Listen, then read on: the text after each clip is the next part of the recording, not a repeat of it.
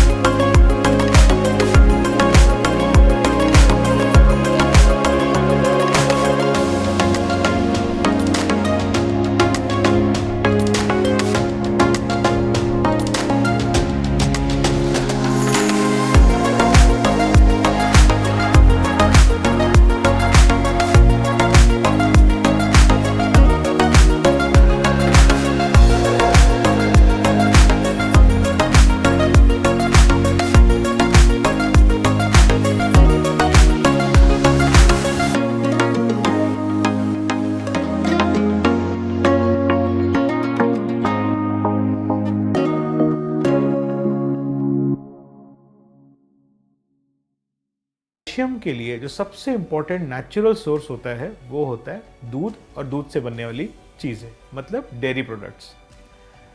भारत के अंदर एक बहुत भूल धारणा होती है लोगों को कि दूध पीने से गैस होती है, एसिडिटी होती है और कोई नुकसान होता है। दोस्तों, नॉर्मल मात्रा में 1 गिलास दूध पीने से एसिडिटी की इश्यूज़ और ये वगैरह इश्यूज़ नहीं होते, बट आपको जो नॉर्मल कैल्शियम डेली का रिक्वायरमेंट होता है वो आपको मिल जाता है। सिर्फ दूध का सेवन इंपॉर्टेंट नहीं होता, दूध ना लेके आप खीर, छाछ, लस्सी, पनीर ये सब चीज़ें भी ले सकते हैं। हर चीज़ जो दूध से बनती है उसके अंदर कैल्शियम होता है, तो आप ज़रूर अपनी डाइट के अंदर इनफ अमाउंट ऑफ कैल्शियम लीजिए। कुछ दालों के अंदर भी अच्छा कैल्शियम होता है, वो दालें आप ले सकते हैं। सीताफल, खजूर, हमारा अरबी और ये सब चीज़ों के अंदर भी अच्छा कैल्शियम होता है, तो आप इंक्लूड करें ये सब चीज़ों को अपनी डाइट के अंदर ताकि आपके अंदर कैल्शियम की डेफिशिएंसी ना हो। दोस्तों, कैल्शियम तो एक इम्पॉर्टेंट चीज़ है जो अब्जॉर्ब होती है आपके नेचुरल फूड से, बट अगर आपके नेचुरल फूड के बावजूद हम देखते हैं कि कई बार फिर भी कैल्शियम कम रह जाता है और लोगों को ऑस्टियोपोरोसिस और ऑस्टियोपिनिया निकलता है। ऐसी कंडीशन के अंदर हम प्रिस्क्राइब करते हैं कैल्शियम को। तो ये बहुत कॉमन सवाल होता है कि कितना कैल्शियम खाना चाहिए। दोस्तों, नॉर्मली एक नॉर्मल डाइट के अंदर 600 से 800 मिलीग्राम कैल्शियम बहुत होता है। प्रेग्नेंट फीमेल्स और लैक्टेटिंग फीमेल्स में वो थोड़ा ज़्यादा चाहिए होता है, अराउंड 1 ग्राम के आसपास। तो अगर आप सप्लीमेंट के हिसाब से कैल्शियम लेते हैं, अगर अदरवाइज आप नॉर्मली स्वस्थ हैं, तो 600 से 800 मिलीग्राम इज इनफ। मार्केट में विभिन्न प्रकार के कैल्शियम आते हैं, कार्बोनेट, मैलेट, साइट्रेट और बहुत तरह के कैल्शियम आते हैं। आप अपने डॉक्टर से डिस्कस करिए कि आपकी हेल्थ कंडीशन के लिए कौन सा कैल्शियम बेटर रहेगा ताकि डॉक्टर उन्हें प्रिस्क्राइब कर सके। कैल्शियम गोली एक्सपेंसिव होना जरूरी नहीं होता, जरूरी होता है कि जो आपकी कंडीशन है उसके लिए जो कैल्शियम है वो आपको मिल रहा है कि नहीं। दोस्तों, कैल्शियम के बाद जो नेक्स्ट इंपॉर्टेंट चीज होती है बॉडी के अंदर, जो हमारी हड्डियों के लिए इंपॉर्टेंट है, वो होता है विटामिन डी। दोस्तों, विटामिन डी सिर्फ हड्डियों के लिए नहीं, अब बहुत रिसर्च आ रही है कि हमारी एंटायर बॉडी के वेलबींग के लिए बहुत इंपॉर्टेंट होता है। अब रिसर्च ये भी बताती है कि कैल्शियम और विटामिन डी की कमी होने की वजह से हार्ट इश्यूज, कैंसर के इश्यूज, उसके बाद में डिप्रेशन, स्ट्रोक्स, ये सब की रेट्स भी बढ़ते हैं। तो हमारी जो general wellbeing, not just bone wellbeing, हमारी जनरल वेलबींग के लिए भी विटामिन डी का एम्पल होना जरूरी है। विटामिन डी की जांच एक बहुत ही सिंपल ब्लड टेस्ट में होती है और जिसके हमें पता चल जाता है कि एडिक्वेट अमाउंट है कि लो अमाउंट है। अगर एडिक्वेट अमाउंट है हमारा विटामिन डी तो बहुत बढ़िया, अपनी लाइफस्टाइल कंटिन्यू करिए, जो भी आप चीज़ अच्छी कर रहे हैं वो करते रहिए। एडिक्वेट होने के बाद भी नॉर्मल सनलाइट थोड़ा लीजिए। मैं अपनी प्रैक्टिस में लोगों को कहता हूँ कि सुबह की जो 7 से 9 की सनलाइट होती है उस टाइम पे आधे घंटे के लिए सनलाइट में बैठ जाइए with some skin parts exposed.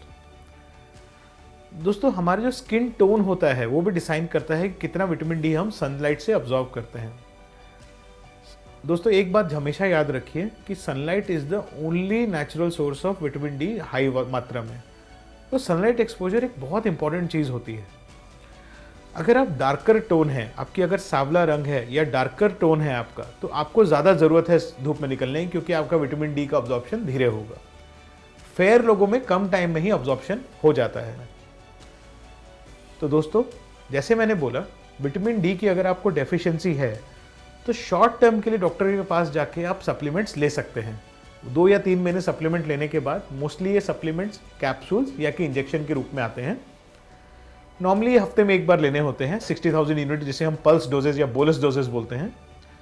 3 से 4 महीने लेने के बाद ये विटामिन डी लेवल नॉर्मल हो जाता है और उसे मेंटेन करने के लिए आप एडिक्वेट सनलाइट लेके उसे मेंटेन कर देते हैं। हम अपने पेशेंट्स को कहता हूं कि एक बार ऑस्टियोपिनिया या ऑस्टियोपीरिया का अगर पोस्टोपोरोसिस का डायग्नोसिस हो गया है तो आप हर साल में 1 या 2 बार विटामिन डी लेवल चेक कराइए। क्यों? क्योंकि हम देखते हैं जिन लोगों का विटामिन डी लेवल कम है या सीरम में कैल्शियम या बोन में कैल्शियम लेवल कम है, उनका जो ऑस्टियोआर्थराइटिस यानी कि कोई ऑस्टियोआर्थराइटिस जो हड्डी की डीजनरेशन है या जॉइंट का जो घसना है, वो रेट बढ़ जाता है। कई पेशेंट हमारे पास आते हैं जिनका 2 या 3 साल के अंदर ही घुटना पूरा जाम हो गया। वो जाम इसलिए हुआ क्योंकि 2-3 साल के अंदर ही उनका विटामिन डी कैल्शियम लेवल बहुत कम था। जो तीसरी सबसे इंपॉर्टेंट बोन बिल्डिंग चीज होती है वो होती है बोन के अंदर प्रोटीन्स। दोस्तों, प्रोटीन की जो मात्रा होती है वो हमारी इंडियन डाइट के अंदर कई बार डेफिशिएंट होती है। इसे कितना प्रोटीन लेना है, इसे जानने के लिए बहुत ही सिंपल फॉर्मूला होता है। जितना भी आपका बॉडी वेट है इंटू 1 कर दीजिए, उतना ग्राम प्रोटीन आपको चाहिए। तो एक 60 किलो के इंसान को 60 ग्राम प्रोटीन, 50 किलो के इंसान को 50 ग्राम प्रोटीन और 70 केजी के इंसान को 70 ग्राम प्रोटीन। जो प्रोटीन है ये ऐसा नहीं है कि नॉनवेज से ही आता है। लोग हमें बहुत बार पूछते हैं कि मैं तो पूरा वेजिटेरियन हूँ, मुझे प्रोटीन कहाँ से मिलेगा? तो दोस्तों, काले चने, राजमा, छोले, पनीर, दालें, इनके अंदर एडिक्वेट और बहुत अच्छी मात्रा में प्रोटीन होता है। अगर आप नॉन वेजिटेरियन हैं तो अच्छा है, आप एग्स और बाकी फिश और बाकी नॉनवेज वाली चीज़ें ले सकते हैं। बट वेजिटेरियन डाइट के अंदर भी आप बिना नॉनवेज खाए एडिक्वेट प्रोटीन आप ले सकते हैं। मैं सब पेशेंट्स को कहता हूं कि आप 2 या 3 दिन बैठ के अपना प्रोटीन लेवल आप कितना खाते हैं एक बार लिख लीजिए। 2-3 दिन में आपको पता चल जाएगा कि हम एडिक्वेट प्रोटीन खाते हैं कि नहीं। और अगर एडिक्वेट प्रोटीन नहीं खाते हैं तो अपनी डाइट के अंदर कुछ प्रोटीन सप्लीमेंट्स या डाइट के अंदर ही मॉडिफिकेशन करिए ताकि आप प्रोटीन एडिक्वेट ले रहे हैं कि नहीं। बोन फॉर्मेशन के अंदर नंबर 4 जो चीज होती है वो होती है एक्सरसाइज। दोस्तों, हमें जब हम पढ़ाई करते हैं तो हमें एक चीज बताई जाती है, वुल्फ्स लॉ। वुल्फ्स लॉ का मतलब ये होता है कि हड्डी की रीजनरेशन और रीग्रोथ के लिए हड्डी के ऊपर हल्का सा प्रेशर पड़ना जरूरी है। दोस्तों, हमारी जो हड्डियां होती हैं वो भी एक ऑर्गन है, एक जीवित तत्व है हमारे शरीर का। तो हड्डी हमेशा बन रही होती है और हड्डी हमेशा टूट रही होती है at every given moment of time. ज्यादा हड्डी बनेगी या ज्यादा हड्डी टूटेगी ये डिपेंड करता है हमारे हार्मोन्स पे और उसके साथ में हमारे एक्सरसाइज लेवल पे। हम कहते हैं कि एक बार आपका ऑस्टियोपोरोसिस या ऑस्टियोपिनिया अगर डायग्नोस हुआ है तो थोड़ी सी वेट बेयरिंग एक्सरसाइजेस स्टार्ट करिए, बोथ अपर लिम्ब माने हाथों के लिए और लोअर लिम्ब मतलब पैरों के लिए। सिर्फ मॉर्निंग वॉक करने से हड्डी की रिजेनरेशन नहीं होगी, कुछ स्ट्रेंथ ट्रेनिंग भी करनी होगी। स्ट्रेंथ ट्रेनिंग का मतलब होता है जिस एक्सरसाइज में आप हड्डी के ऊपर प्रेशर डाल रहे हैं, जैसे dumbbells, barbells, resistance exercises, weighted exercise for the legs. ये आप किसी भी फिजियोथेरेपिस्ट या किसी भी जिम में जाके थोड़ा सा सीख सकते हैं।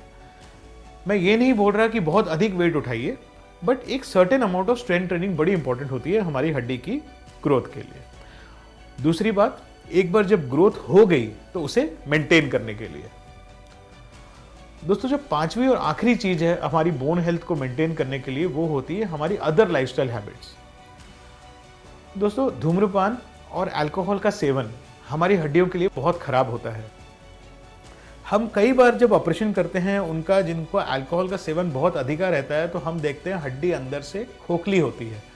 मतलब उनके जो हड्डी के अंदर जो ट्रैबुकल है, जिसके अंदर कैल्शियम नॉर्मली स्टोरेज रहता है, वहाँ कुछ नहीं होता। तो हम देखते हैं जो अधिक मात्रा में अल्कोहल का सेवन करते हैं उनकी हड्डियों की जो डीजनरेशन है बहुत खराब होती है, और उसके साथ में माइनर इंजरीज, जिसके अंदर आपको चोट नहीं लगनी चाहिए, हड्डी नहीं टूटनी चाहिए, उसमें भी हड्डी टूट जाती है। ये माइनर इंजरी से जो हड्डी टूटती है इसे हम कहते हैं स्ट्रेस फ्रैक्चर। ये बहुत ही एक ऑस्टियोपोरोसिस का साइन रहता है। तो दोस्तों जैसे मैंने ये वीडियो में समझाया आपको, लाइन बाय लाइन अगर आप ये फॉलो करेंगे तो आपको बोन स्ट्रेंथ आपकी ठीक रहेगी। जो बॉडी के अंदर जोड़ों में दर्द या जो हड्डियों में दर्द होता है उससे आपको निवारण मिलेगा। अगर आपको बहुत दिनों से कोई हड्डी में या किसी जोड़ में दर्द है तो 2-3 सिंपल चीज़ें करवा लीजिए। उस जोड़ का या उस हड्डी का एक एक्सरे करवा लीजिए, अपने नॉर्मल विटामिन डी और वगैरह के टेस्ट करवा लीजिए, और अपना एक बोन मिनरल डेंसिटी टेस्ट करवा लीजिए। दोस्तों अगर इसके अंदर कोई प्रॉब्लम निकलती है तो आप जरूर हमें कमेंट सेक्शन में लिख के भेजिए, हम आपकी कोशिश करेंगे हेल्प करने की पूरी। एक स्वस्थ जीवन के लिए मूवमेंट जरूरी है, जो कि हमारी हड्डियां ही हमें दे पाती हैं। तो अपना ध्यान रखिए और अपनी हड्डियों का ध्यान रखिए। नमस्ते।